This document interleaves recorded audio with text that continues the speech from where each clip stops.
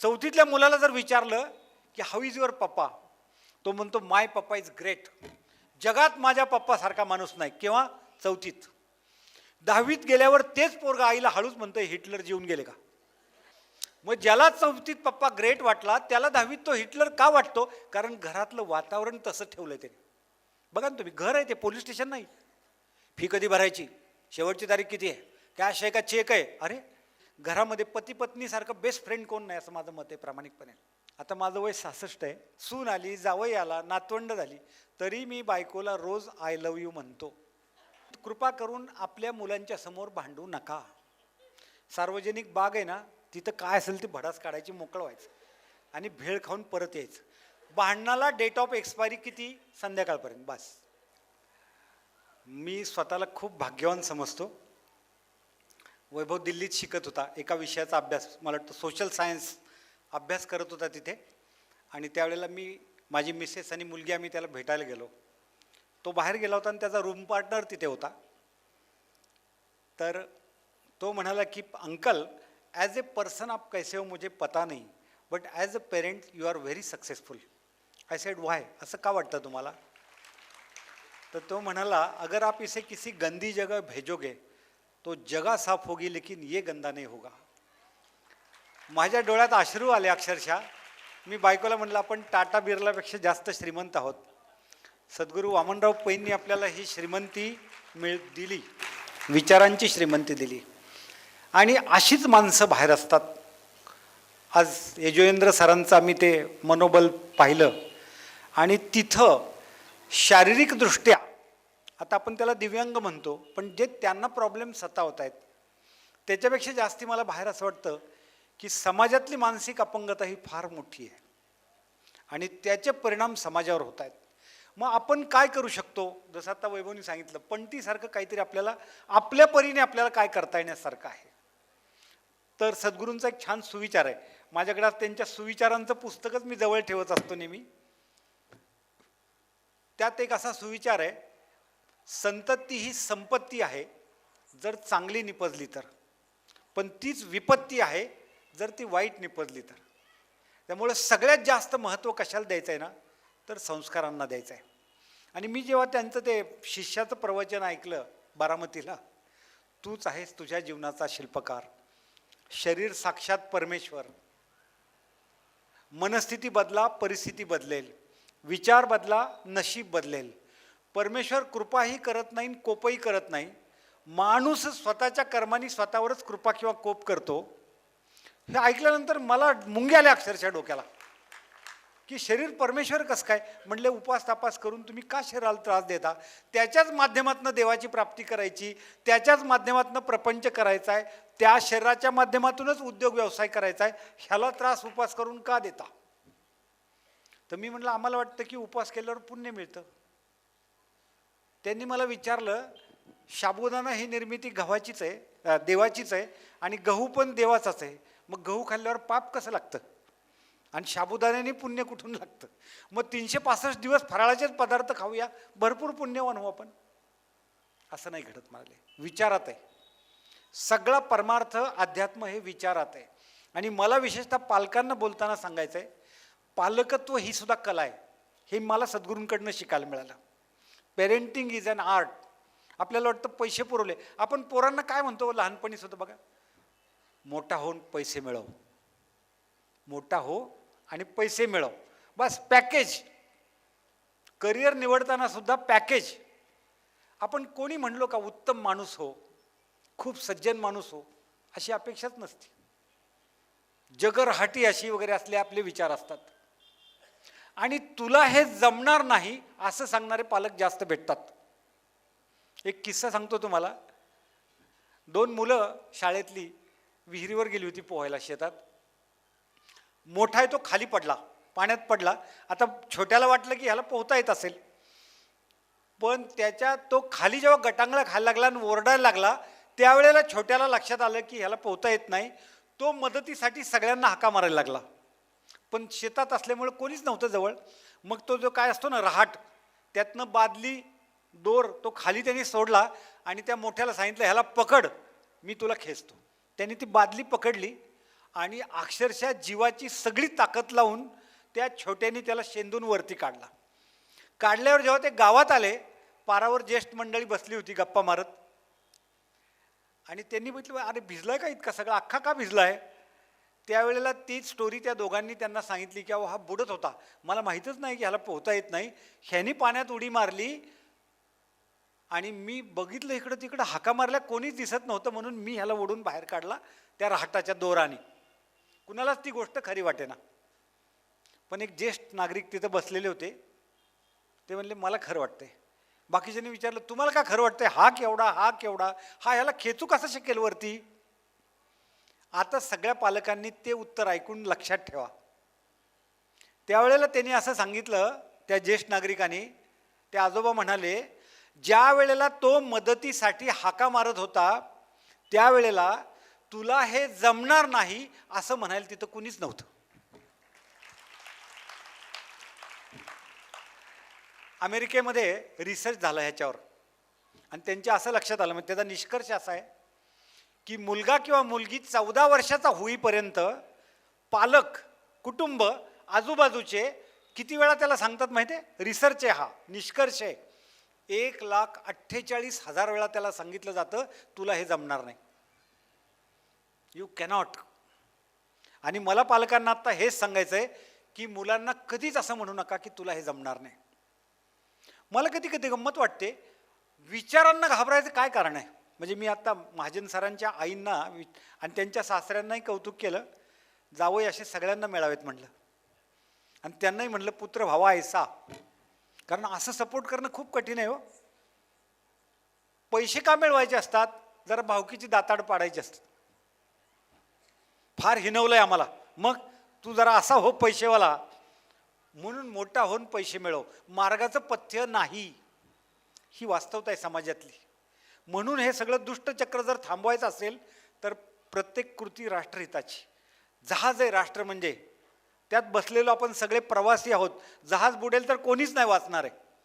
त्यामुळे ते समोर ठेवून आणि विश्वशांती. मला नवल वाटतं ज्ञानेश्वर महाराज हे विश्वची माझे घरं असं म्हणाले. इतकं व्यापक विचार त्यांनी दिला. आपण आपल्या मुलांना संकुचित का विचार देतोय? टॉपला जा. मगाशी त्यांनी सांगितलं ना, टिळकांचं उदाहरण जे सांगितलं ना, मोठी माणसं अशी असतात. अगदी आता सर म्हणाले मला विवेकानंदांच्या विचारांचा प्रभाव आहे माझ्यावर. महाजन सर म्हणाले विवेकानंदांचं लहानपणीचं नाव नरेंद्र. वडील कलकत्त्यात वकिली करत होते. वडिलांनी एकदा मुलाला विचारलं बाळा मोठा झाल्यावर तू कोण होणार? त्यांनी सांगितलं मी टांगेवाला होणार. त्यावेळी कलकत्त्याला टांगे खूप होते. मला पालकांना आता विचारायचं आहे, आपल्या मुलांनी जर सांगितलं टांगेवाला होणार तर आपण कानाखाली आवाज काढू का? अरे निदान ओला उबर तरी म्हण, काहीतरी इंडी का, एवढं तरी म्हण. निदान टांगेवाला कसली दरिद्र लक्षणं. तुम्हाला आश्चर्य वाटेल, नरेंद्रच्या वडिलांनी म्हणजे विवेकानंदांच्या वडिलांनी समोर भिंतीवर जे कॅलेंडर होतं, त्या कॅलेंडरवर रथाचं चित्र होतं महाभारतातल्या. अर्जुन रथात बसलाय आणि श्रीकृष्ण सारथ्य करतोय. वडिलांनी कृष्णाकडे बोट दाखवून सांगितलं बाळा टांगेवाला झालास तरी चालेल, असा हो, सगळ्या जगाला वाट दाखव. त्यामुळे मोठा विचार मुलांना देणं हे खूप महत्त्वाचं आहे, लक्षात घ्या. म्हणजे तुम्ही आता व्याख्यान ऐकून घरी गेल्यावर तुमचा मुलगा जर म्हणाला ना की मला पप्पा मला पंतप्रधान व्हायचं आहे, आई मला पंतप्रधान व्हायचं आहे, तरीही त्याला थांबवू नका. मला माहिती आहे तुम्ही आजूबाजूला बघणार, दुसरं कोणी बघतंय का, अजून कोणी बघितलं तर प्रॉब्लेम सगळा. आता मला ज्या वेळेला सद्गुरू वामनराव पै मिळाले आणि मला हे विचारांचं महत्त्व कळालं की विचार हाच ईश्वर आहे, थॉट इज गॉड. आणि हे पंचमहादेव ज्याला म्हणतो आपण, पंचमहाभूत हीच विचारात वास करतात.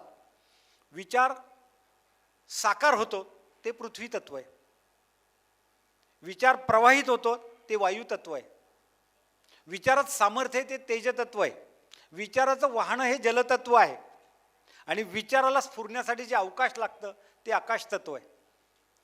विचाराचं इतकं सामर्थ्य आहे प्रचंड, काही घडू शकतं, एनिथिंग इज पॉसिबल. त्यामुळं मुलांच्या समोरची डिक्शनरी आता बंद करा. विशेषतः महिला वर्गाला माझी विनंती आहे, अभ्यास केला नाही तर काय होईल ह्याची मोठी यादी आपल्याकडे तयार असते. हमाली करावं लागेल, भीक मागावं लागेल, कब्बशा धुवायला लागतील, क्लास 1ची यादी अगदी. बरोबर ना? दुसरी बाजू समजावून द्या पोरांना. अभ्यास केल्यावर काय काय होईल? तहसीलदार होशील, CO होशील, IPS होशील, एखादी मोठी संस्था काढू शकतील. काही जे तुम्हाला वाटतं. मगाशी वैभवनी सांगितलं ना, there is no crowd at the top. गर्दी खाली असते, वरती गर्दी नसते. आणि नेहमी टॉपचं स्वप्न बघायला शिकवा मुलांना. आणि मला कळत नाही, विचाराला काय पैसे पडतात का? विचारावर काय GST आहे का? थॉटला कुठे काय प्रॉब्लेम, अडचणच काय नाही. पण ते हिंदी सिनेमातले डायलॉग हल्ली घरात पण बोलले जातात. अपनी औकात में रहो, ज्यादा सोचने का नाही. काय हे असं? मला सांगा, शिवरायांचं जे उदाहरण दिलं, जिजाऊ मातेने जर सांगितलं असतं की शक्य नाही, एवढं मोठं साम्राज्य हे मोगलांचं कसं शक्य आपल्याला? वाटतं ना, सहजच मनात विचार येतो ना. ते ट्रकवर वाक्य लिहिलं असतं बघा, नाद करायचा नाही. चांगल्या अर्थाने नादच करायचा असतो. आणि तुमच्या ध्येयाला जेव्हा लोक हसतात तेव्हा समजायचं आपण करेक्ट वळणावर आहोत. We are on the right track. हसतात लोक. मी कधी कधी विचार करतो, महात्मा गांधी जेव्हा बॅरिस्टर झाले होते आणि वकिलीला सुरुवात केली, त्यावेळेला एक चोराची केस आली होती. पहिलीच केस चोराची. बाकीचे जे कलिग्स होते ते काय म्हणाले, आपल्याला काय पडलंय, आपल्याला वाचवायचंय, डबल फी सांग ना. चोर आहे म्हणल्यावर 100% डबल देणार, कारण त्याला वाचवायचंय. गांधीजी म्हणले, मला नाही करायचं, मला हे कामच नाही करायचं. मग म्हणले, तुझं कामच नाही, तू वकिलीच सोडून दे. म्हणजे कोणी वकील असले तर माफ करा, पण त्यांच्याबद्दल मी सांगतोय की त्यांचा किस्सा काय होता. तर गांधीजींनी तिथंच कोट उतरून ठेवला आणि चालते झाले बाहेर, की आपलं काम नाही, खरंच काम नाही, असं वागावं लागतं, तर माझं हे काम नाही. मला आश्चर्य वाटतं की ज्या माणसाला स्वतःची वकिली करता येईल नाही, त्यांनी देशाची वकिली करून दाखवली. आणि भारतातल्या लोकांना वस्त्र मिळणार नाही तोपर्यंत मी वस्त्र घालणार नाही, म्हणजे एका पंचावर मी राहीन, असं व्रत ज्यांनी स्वीकारलं, कमाल आहे, आश्चर्य मोठं. त्याचाही मला विचार पडतो कधी कधी की ज्या माणसाच्या कपड्याला खिसाच नव्हता, त्याचं नोटेवर दर्शन घेतल्याशिवाय एकही व्यवहार पुराच करता येत नाही. भारतीय संस्कृतीमध्ये सॅक्रिफाईसला, त्यागाला खूप महत्त्व आहे. म्हणून राष्ट्रहित डोळ्यासमोर मुलांना ठेवायला सांगा. पैसा हे सगळं होत जातं. आता महाजन सर म्हणाले, कोणीतरी मित्राने बंगला दिला राहायला, सगळं होतं. परमेश्वराची ती व्यवस्था आहे. क्रिया कराल, प्रतिक्रिया सहस्त्रपटीने येते. त्यांनी जो 45 मिनिटाचा प्रसंग सांगितला, आम्ही पुण्यात होतो, तो तिकडे आसामला होता. आमच्याही मनात रात्रभर काहीही विचार असला आला नाही की काहीतरी विपरीत घडेल का. अरे, आपला सुखावर हक्क आहे. We are on the right track, आपला हक्क आहे. आणि म्हणून मला तुम्हाला सांगायचं आहे की मुलं घडवताना पहिलं म्हणजे अशक्य, अवघड हे शब्द डिक्शनरीतनं काढून टाका. आपली स्वप्न मुलांवर लादायचं बंद करा. माझ्या घरात 2 टोकं आहेत ना, 2. मी तो प्रयोग केला घरात. वैभवच्या बाबतीत मी त्याची नेमप्लेट बनवून घेतली होती. वैभव ज्यावेळेला कोर्समध्ये बोलायला लागला जीवनविद्या मिशनच्या, तेव्हा इंट्रोड्यूस करताना आम्ही ओळख करून देणाऱ्यांना सांगितलं, हा भावी IAS IPS आहे, असं तुम्ही कलेक्टर आहे, कमिशनर आहे असं सांगा. सकाळी मी उठवताना त्याला हाका मारायला लागलो, कमिशनर उठा. आमच्या घरी आलेले पाहुणे चकित झाले की 12वीतल्या मुलाला कमिशनर म्हणून यांनी का हाक मारली. तर बायकोनी त्यांना समजावून सांगितलं की असं असं आहे की सद्गुरूंनी सांगितलंय की जो टेबलावरचा कॉम्प्युटर आहे तो मॅनमेड आहे आणि हा मानवी देह हा गॉडमेड कॉम्प्युटर आहे. त्याला जसं फिडिंग आहे तसेच रिझल्ट आहेत, ह्यालाही जसं फिडिंग कराल तसेच रिझल्ट आहेत. माणसाला लवकर पटत नाही. ते म्हणले, तुम्ही एक काम करा, ह्यांना डॉक्टरांना दाखवून घ्या आणि लवकर बघितलेलं बरं. का 12वीतल्या पोराला कमिशनर म्हणून हे हाक कसे मारू शकतात. मुलगी बाहेर गेली तर तिला ॲक्टिंग करायची होती, तर मी बायकोला म्हणायचो, हिरोईन कुठे. आज ती स्वतःचं यूट्यूब चॅनल चालवते, उर्मिला निंबाळकर नावाने, आणि 8.5 लाख सबस्क्रायबर्स आहेत तिला. तिने कंपनी काढलेली. आता सांगण्याचा मुद्दा लक्षात घ्या, any field you are supporter. मगाशी जे त्यांनी उल्लेख केला ना, तुम्ही मालक नाही आहात, पालक आहात. विधात्याने आपल्याला विश्वस्त बनवलंय आणि विश्वस्तासारखंच वागायचं आहे. We are supporters. त्यांना आपण फक्त सपोर्ट करायचं आहे, एवढंच करायचं आहे बस. त्यामुळं आपली ड्रीम्स, मला असं व्हायचं होतं, ते आता तू अर्ध स्वप्न पुरं करावं नाही. मला डॉक्टर व्हायचं होतं, ते राहून गेलं, आता तू डॉक्टर हो. अरे, त्याला रक्त बघितल्यावर फिट येते, कशाला त्या भानगडीत पडताय तुम्ही. तो आहे का त्या ह्याचा? म्हणून हल्ली बघा IQ EQ म्हणजे हे जे निघालंय ना, बुद्ध्यांक बघा, भावनांक बघा, त्यानंतर बिहेवियरल इंटेलिजन्स हा प्रकार जो आहे, संघटनात्मक कौशल्य ते बघा. अशा मुलांच्या टेस्ट घ्या 10वी नंतरच्या सुद्धा, की त्यांनी काय निवडावं. तुम्ही लादू नका त्यांच्यावर हे असंच हो, नाही गरज काय त्याची. आणि मुलं स्मार्ट आहेत. आता श्रावण बाळाच्या वगैरे गोष्टी सांगायचं थांबा आता. अजून लोक तसल्याच जुन्या गोष्टी सांगत राहतात. एका पालकांनी मला सांगितलं, म्हटले मी सगळे स्टोरी त्याला सांगितली, ते कावडीत नेलं. एक पोरगा म्हणलं, पप्पा आता जमाना बदलला आहे, आता ट्रॅव्हल एजन्सीला फोन केला तर तुम्ही जग फिरून याल, आता कुठे कावड घ्यायला होता मला पुन्हा आणखीन. तुम्ही अपडेट राहा. मुलं फेसबुकवर असली, इंस्टाग्राम कशा, तर तुम्ही त्यांच्यात थोडे सहभागी व्हा. मुळात सांगू का, मुलांशी संवाद तुटलाय आपला. रिटायर झाल्यावर लोक तक्रार करतात की मुलं आमच्याशी बोलत नाहीत. मी त्यांना असा प्रश्न विचारतो की आधीपासून बोलायची सवय ठेवली का? चौथीतल्या मुलाला जर विचारलं की हाऊ इज युअर पप्पा, तो म्हणतो माय पप्पा इज ग्रेट, जगात माझ्या पप्पासारखा माणूस नाही. केव्हा? चौथीत. 10वीत गेल्यावर तेच पोरगा आईला हळूच म्हणतोय हिटलर जीवन गेले का? मग ज्याला चौथीत पप्पा ग्रेट वाटला त्याला 10वीत तो हिटलर का वाटतो? कारण घरातलं वातावरण तसं ठेवलंय त्याने. बघा ना तुम्ही, घर आहे ते, पोलीस स्टेशन नाही. फी कधी भरायची, शेवटची तारीख किती आहे, कॅश आहे का चेक आहे, अरे प्रेमाने बोल. स्पर्श, संवाद, स्पर्श जवळ घेतलं पाहिजे. तुम्ही तो पिक्चर पाहिला ना कुठला, मुन्नाबाई MBBS, स्पर्श, वात्सल्य, प्रेम, आपुलकी, जिव्हाळा मुलांना द्यायला सांग. आणि विशेषतः मुलींना तर फार प्रेम द्यावं, माझं प्रामाणिक मत आहे. आजकाल ते ट्युशन, क्लास, कॉलेज, बिचारे, आणि लग्न झालं की झाली, गेली निघून, 2 दिवसाची पाहुणे. लक्षात घ्या. मला एक कॉन्ट्रॅक्टर भेटले, मला म्हणले निंबाळकर 5 कोटी रुपये देतो, माझ्या मुलीला लहान करून द्या. मी म्हणलं मला तुमचा प्रश्न नाही कळला. तर ते म्हणले मी कॉन्ट्रॅक्टर होतो, पहाटे उठून मी साईटवर जायचो, मुलगी झोपलेली, रात्री मी उशिरा घरी यायचो तरी मुलगी झोपलेली, एकच मुलगी तरी ती झोपलेली, रविवारी तिला सुट्टी, शनिवार रविवार, पण मी साईटवरच असायचो. आता ती सेटल झाली अमेरिकेत, लग्न होऊन, मी इथंच असतो. व्यवसाय बंद केला आहे वयामुळे, आणि जेव्हा केव्हा मला भेटा वाटतं तेव्हा मी लगेच फ्लाईट पकडून तिकडं माझी ऐपत आहे. पण आता काय झालंय, आता फॉर्मॅलिटीज शिल्लक राहिलेत. येते, पाया पडते, दर्शन घेते, पप्पा काय प्रोग्राम आहे, कसं शेड्यूल आहे, काय वेळापत्रक आहे, कुठे फिरणार आहे, कुठे जेवणार आहे, काय, हे सगळे प्रश्न छापील राहिले. खंत काय? खंत ही आहे बापाची की ज्या वेळेला अंगा खांद्यावर खेळवायचं होतं, कडेवर बसवायचं होतं, बागेत झोक्यात बसवायचं होतं, फिरवायचं होतं, ती वेळ निघून गेली. Time has gone. आता 32 वर्षाच्या मुलीला कडेवर नाही घेता येत. प्रत्येक गोष्टीचा एक टाईम आहे, लक्षात घ्या तुम्ही. म्हणून खंत. ऑस्ट्रेलियातली एक नर्स आहे ब्रॉयन वेअर, तिने छान पुस्तक लिहिलंय. बेड शेवटच्या क्षण मोजणारे जे पेशंट्स होते त्यांचे तिने इंटरव्ह्यू घेतले, आणि त्यांना असं विचारलं की काय राहून गेलं असं वाटतंय. तर त्यातलं एक कॉमन उत्तर असं आहे की पैसा कमावण्याची इतकी गरज नव्हती, इतका मिळवत बसलो, मशीनसारखा धावत सुटलो. तिथं मला एका कवीची ओळ आठवली छान. आयुष्याच्या शेवटी लक्षात आलं आयुष्य नुसतंच वाहून गेलं, आयुष्याच्या शेवटी लक्षात आलं आयुष्य नुसतंच वाहून गेलं, मला जगायचंय, मला जगायचंय म्हणताना माझं जगायचंच राहून गेलं. Time has gone. आणि त्या लोकांनी, डेथ बेडवर असणाऱ्या लोकांनी खंत काय व्यक्त केली, तर जे माझे प्रियजन आहेत, जे माझं कुटुंब आहे, त्याला सुख द्यायचं माझं राहून गेलं, प्रेम द्यायचं माझं राहून गेलं, आणि मशीनसारखा पैशाच्या मागे मी धावत सुटलो. Money is something but harmony is everything, असं सद्गुरू म्हणतात.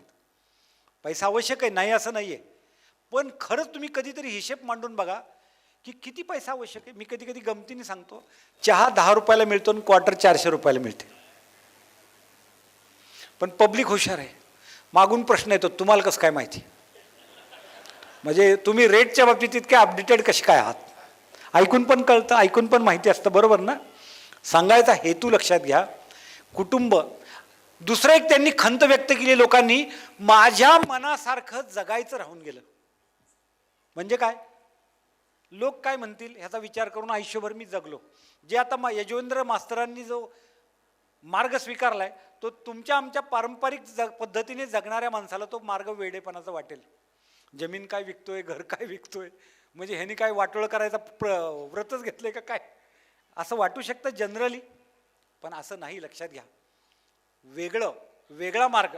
Everybody is number one at his on place, but one should identify his on place. आणि ह्याच्यामध्ये पालकांनी मदत करायची आहे. त्यांच्या आईचं मला का कौतुक वाटलं, सपोर्ट आहे, आम्ही तुझ्यासोबत आहोत. ते वाक्य ना स्वामीजींचं, भिवू नकोस मी तुझ्या पाठीशी आहे.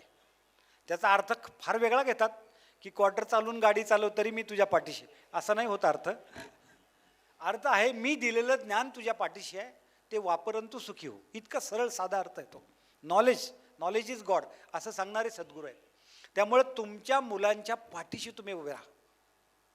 आईवडिलांचा इतका सपोर्ट पाहिजे ना मुलांना की मुलाचा कॉन्फिडन्स 100 टाइम्स वाढला पाहिजे. माझे आई बाबा माझ्या पाठीशी, जगातल्या कुठल्याही संकटाला मला घाबरायचं कारण नाही. इतका आत्मविश्वास मुलांच्या मध्ये पालकांनी निर्माण केला पाहिजे. पण ते काय होतं, आपल्याला घिसापिटा मार्ग आहे ना तो जरा बरा वाटतो.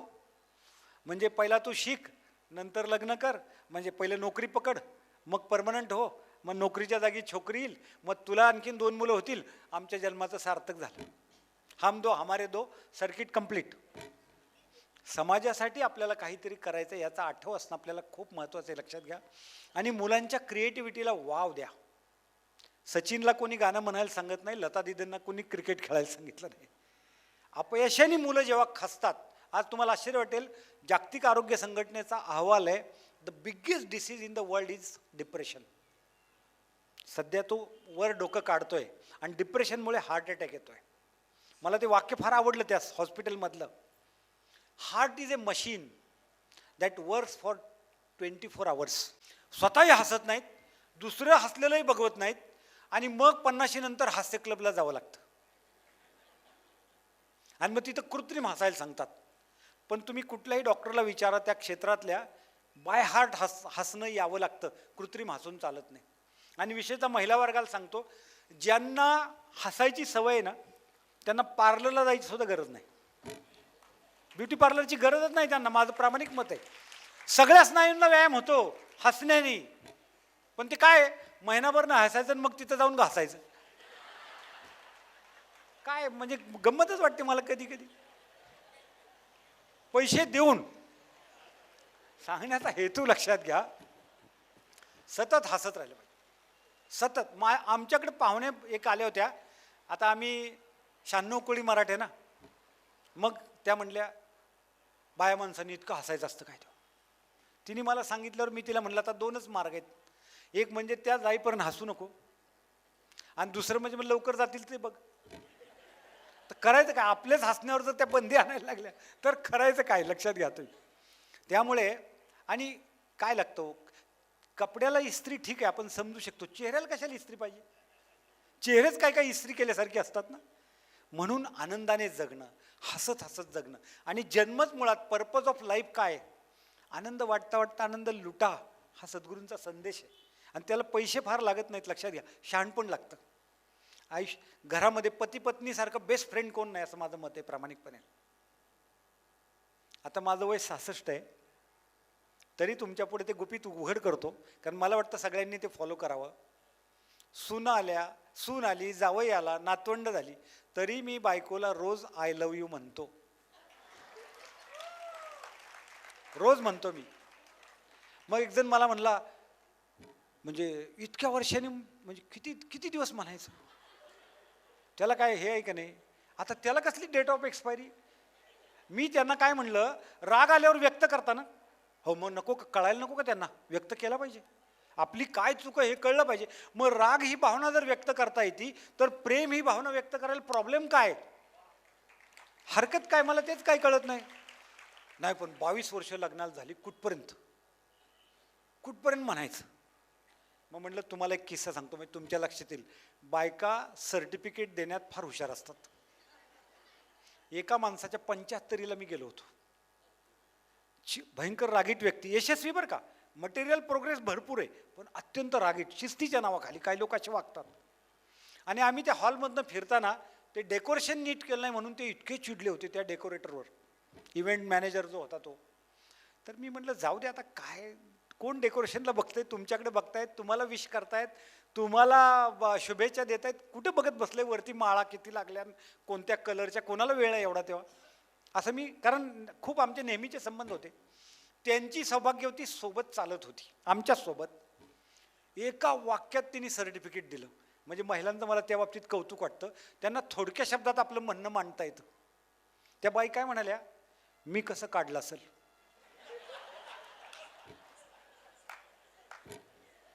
75 सर्टिफिकेट हे. मला गंमत वाटते भांडताना. आणि कृपा करून आपल्या मुलांच्या समोर भांडू नका. सार्वजनिक बाग आहे ना, तिथं काय असेल ते भडास काढायची, मोकळं व्हायचं आणि भेळ खाऊन परत यायचं. भांडणाला डेट ऑफ एक्सपायरी किती, संध्याकाळपर्यंत बस. बेडरूमपर्यंत जाईपर्यंत एंड झाला पाहिजे भांडणाचा. काय काय लोक इतका अबोला धरतात, गंमतच वाटते. फार मजेशीर असतं सगळं. म्हणजे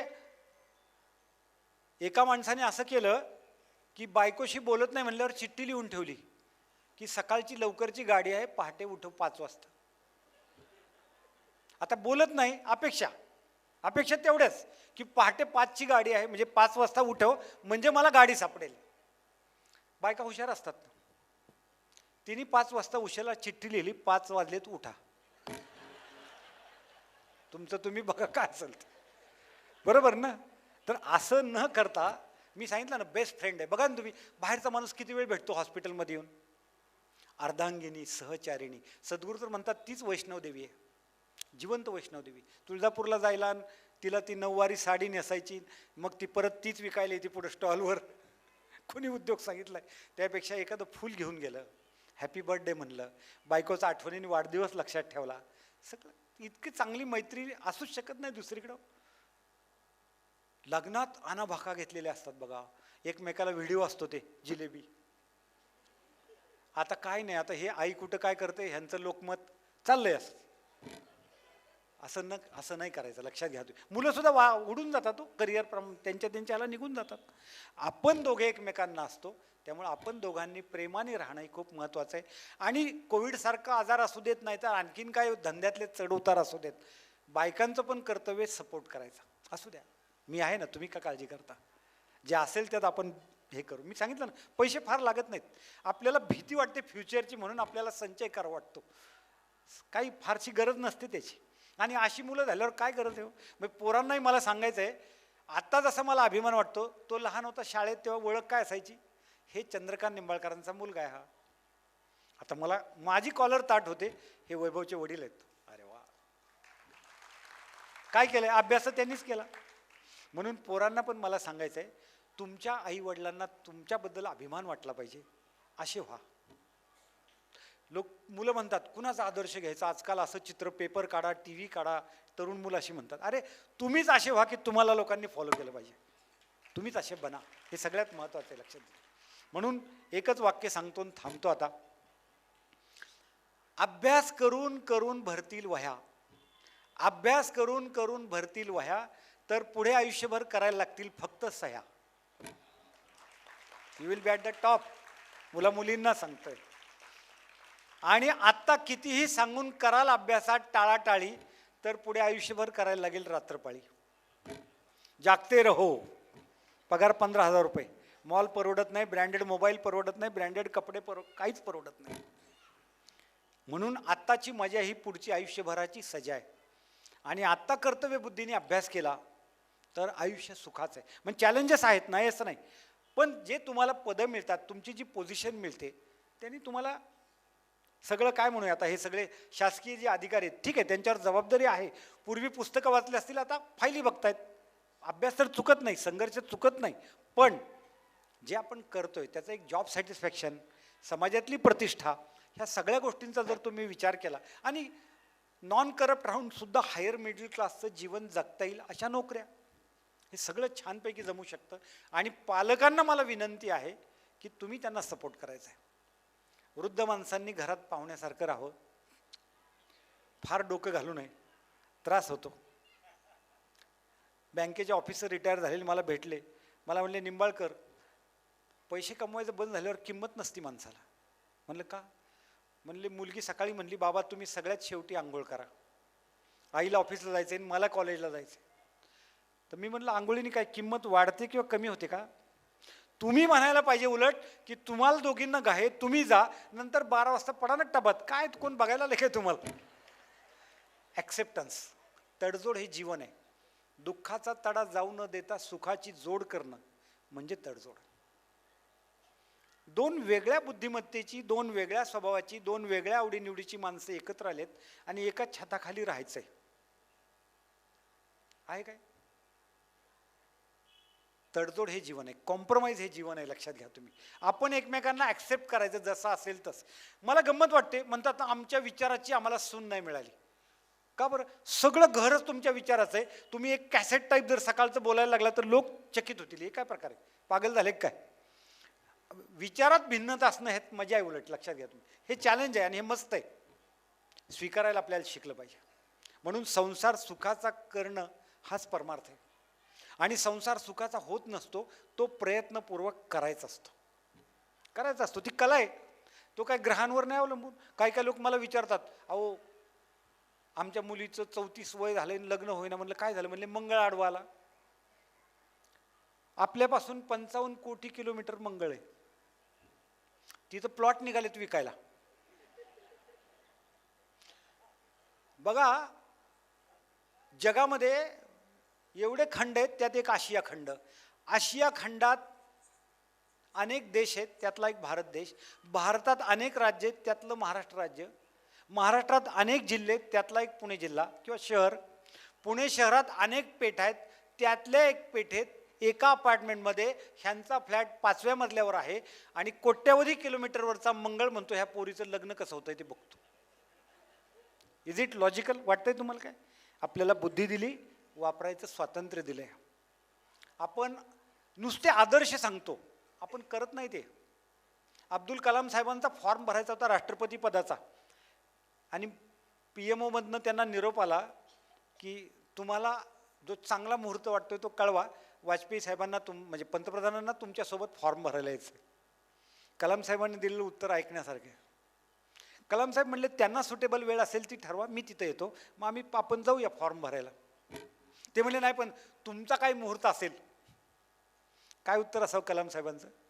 ते म्हणाले ज्या दिवशी पृथ्वी सूर्याभोवती फिरायची थांबेल तो दिवस माझ्या दृष्टीने अशुभ आहे, बाकी सगळे शुभ आहेत. काय विचार आहेत. शिवाजी महाराजांना पुत्ररत्न झाल्यावर जेव्हा दूत सांगायला आला की महाराज पुत्ररत्न जन्माला आलंय, महाराजांनी विचारलं मग तुमचा चेहरा पडलेला का? तुम्ही तर सांगताय बाळराजे जन्माला आले तर तुमचा चेहरा पडलाय. तर ते दूतांनी सांगितलं नाही, म्हणले ते पालथे जन्माला आलेत. आपण काय म्हणलो असतो, शकुन अपशकुन काय काय काय काय. महाराजांनी क्षणाचा सुद्धा विलंब न लावता उत्तर दिलं, दिल्लीची पातशाही पालथी घालण्यासाठी ते पालथे जन्माला आलेत. दिस इज पॉझिटिव्ह. मांजर आडवं गेलं, अमुक झालं, अरे काय भिवून भिवून किती जगायचं. मला गंमत वाटते. कसल्या अंधश्रद्धा ह्या? अजिबात अंधश्रद्धा ठेवू नका. लक्षात घ्या. म्हणजे बायकांना तर माझी विनंती, ह्या महिलांना उपवास बिपास ज्यांना सोसतो त्यांनी करा, पण कायकांना इतका त्रास होतो उपवासाचा, ॲसिडिटी वाढते, म्हणजे कायकांचे डोळे लाल होतात. इतकं ते बघितलं मी, उपवासाचा फार त्रास होतो. त्यामुळे ती काय करायची गरज नाही. मी तर परवा एका ठिकाणी सांगितलं, त्या बाईंचं नाव मालन होतं. त्या म्हणल्या माझ्या नवऱ्याला सगळ्यात जास्त कांदा भजी आवडतात आणि हटकून उपवासा दिवशी करायला सांगतो. तर मी त्यांना म्हणलं, वाडवडिलांनी काय सांगितलं, पती हा परमेश्वर, सांगितलं का नाही सगळ्याला. मग तो कामावरनं घरी आल्यावर पायरीवरच त्याला कांदा भज्याचा वास आला पाहिजे आणि त्यांनी तिथून जर हाक मारली ना माले, तातून आवाज आला पाहिजे कांदा भजी घेऊन आले. अरे ज्या घरात आनंद आहे त्या घरात गोविंद आहे. गोविंद शोधायला आणखीन कुठं जायची गरज नाही, आपल्या घरापासून सुरू करा. आणि त्यामुळे आपली मुलं, आपले भाऊ, काय म्हणतात ना, प्रॉपर्टी. बघा आता तुम्हाला एखादी म्हण जर विचारली ना मी, जावा जावा, तर काय उत्तर येईल तुमचं? पुढची मोकळी जागा भरायला लावल्यावर जावा जावा. मला वाटतं इकडं नाही, म्हणजे चांगलं दिसतंय वातावरण तसं. आमच्याकडे पुण्यात उत्तर दिलं उभा दावा. तर मी म्हटलं जावा जावा, बहिणी बहिणीसारखं राहावा, काही गरज नाही. भावाभावांचं पटतंच बहुतेक. खरं आग लागते ती किचनमधनंच लागते. त्यामुळे सावध राहायचं तिथे, सावध तिथे राहायचं. लक्षात घ्या, महिलांच्या हातात खूप जबाबदारी. मुलांना सुद्धा पहिल्यांदा तुमचीच संगत मिळत असते, त्यामुळे तिथंही तुम्ही सावध राहा. सावध तो सुखी. घडी घडी पावलं पावली सावध राहायचं आपल्याला. आणि एक स्वतःला व्रतच करून ठेवा. ते सकाळी उठल्यावर स्वतःला एक सूचना द्यायची की माझा जन्मच कशासाठी आहे? आनंदासाठी आहे, आनंद देण्यासाठी. लक्षात घ्या, today is a gift.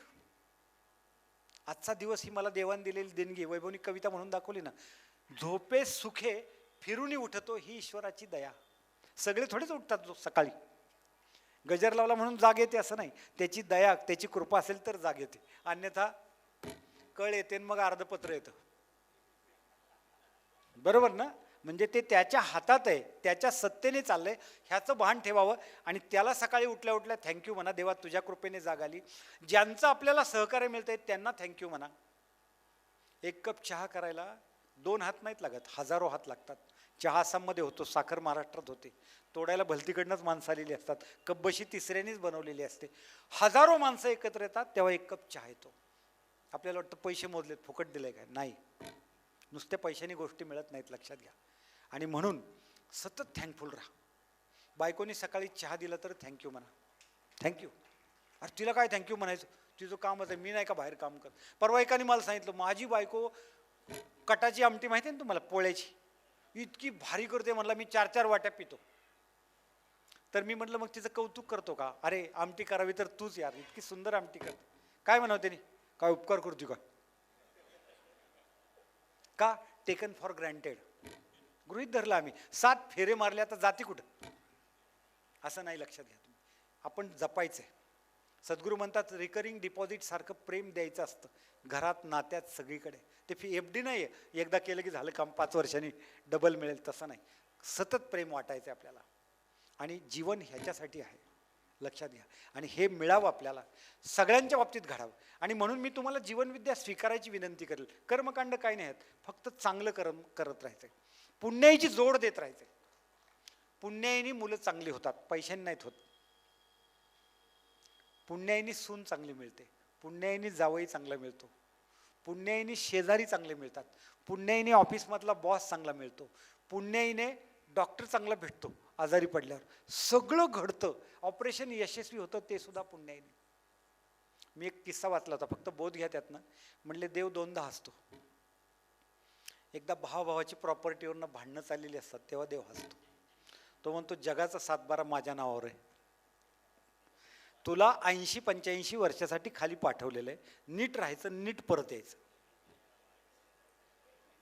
Court तुला नोटीस देतं, मी नोटीस सुद्धा देणार नाही, शर्टाची बटणं सुद्धा लावून देणार नाही, त्यामुळं नीट राहायचं.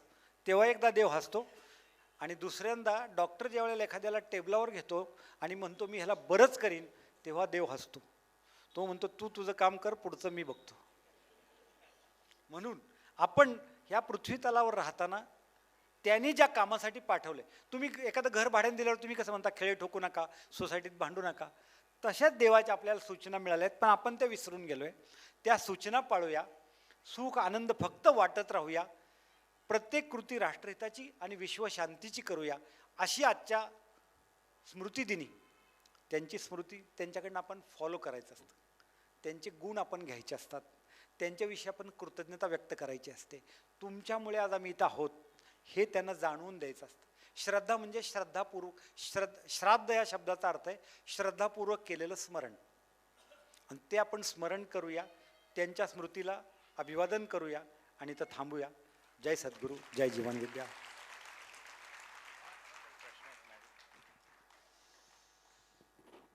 अशी एक म्हण आहे, बाप से बेटा सवाई. पण आज मला ती बदलवायची म्हण, बेटे से बाप सवाई, अशीच गोष्ट खरी आहे. ठीक आहे. आणि तुम्ही अगोदर शिवाजी महाराज बघितले, पण शिवाजी महाराज जन्माला येण्यासाठी आधी शहाजी आणि जिजाऊ व्हावं लागतं, त्याच्यानंतर शिवाजी महाराज येतात. त्यांना मास्तर भेटावे लागतात आणि ते घरात असे भेटलेत. याचा या हृदयचे त्या हृदयी आम्ही आत्ता अनुभव घेत होतो. आणि म्हणजे मानलं पाहिजे की मायबाप कसे मुलाला घडवू शकतात, कसं वातावरण घरात सुंदर होऊ शकतं.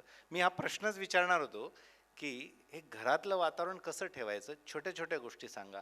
तर माझ्या मनातलं त्यांनी ऐकलं आणि तेच त्यांनी खूप छान पद्धतीने सांगितलं. मला तरी 2-3 प्रश्न विचारायचे आहेत. का हो, स्वभावाला औषध असतं का?